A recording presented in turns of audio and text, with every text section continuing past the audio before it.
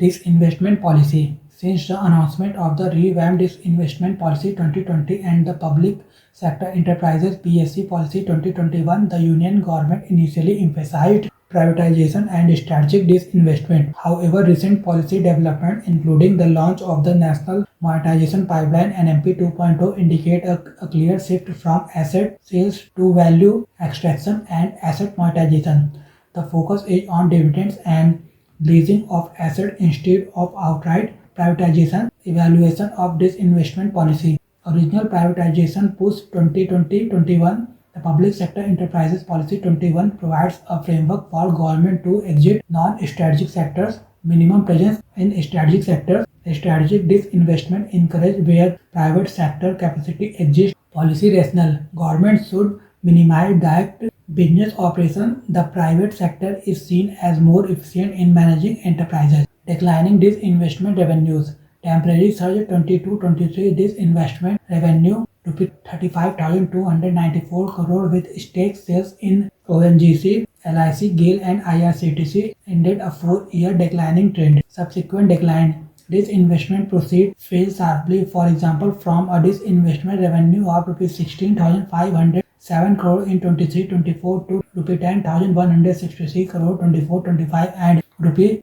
15,562 crore till date in 25-26. Policy signals. Key changes indicate reduced emphasis on privatization, removal of separate disinvestment category in budget document, disinvestment receipt merged into miscellaneous capital receipt, no annual disinvestment targets. Reason for reduced privatization. Limited private sector interest. Key constraints include large employee headcounts, loss-making asset structural inefficiencies, and political and labor resistance. These factors made many public sector enterprises unattractive to private investors. Increasing focus on dividend income. Consistent dividend policy 2020. The Department of Investment and Public Asset Management advises CPSEs to pay higher dividends, use cash reserves efficiently, and balance capex needs and profitability. Capital Restructuring Guideline 2024. Revised guidelines emphasize value creation in CPSEs, maximizing returns for the government, rising dividend receipt from 39,750 crore rupee in 2021 to 74,128 crore rupee 24-25 and 59,730 crore so far in 25-26. Dividend income now significantly exceeds disinvestment proceeds. Asset monetization as the new strategy. National Monetization Pipeline launched in 2021 to monetize brownfield infrastructure assets through leasing arrangements. Key features include no transfer of ownership, private sector participation, revenue generation from idle or underutilized assets. Performance about 90% of target. Rupees 6 lakh crore 21 to 25 achieved. National Monetization Pipeline 2.0 2025 to 30. Target Rupees 16.72 lakh crore. Focus sectors: transport, infrastructure, energy assets, telecom, warehousing, etc. This represents a major expansion of the asset monetization approach. Advantages of the new approach. Fiscal benefits: stable and predictable revenue through dividends, reduce political resistance compared to privatization, avoids one-time asset sales.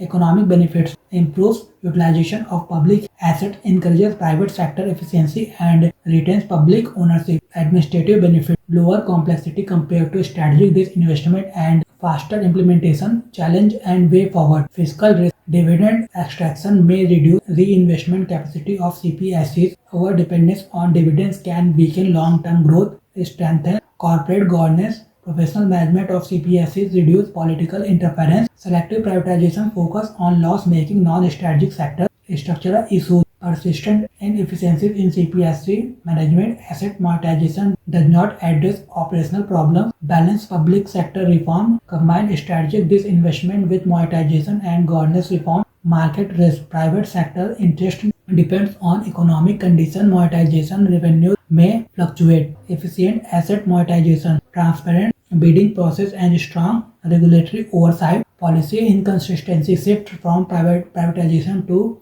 monetization may create uncertainty among investors. Sustainable dividend policy: avoid excessive dividend extraction and ensure adequate capital expenditure. Conclusion: India's public sector reform strategy is undergoing a significant transition from privatization to asset monetization and dividend extraction. While the approach provides steady fiscal returns and political acceptability, long-term success will depend on balancing revenue generation with the financial health and competitiveness of CPSEs. A calibrated mix of privatization, monetization, and governance reforms remains essential for sustainable public sector management.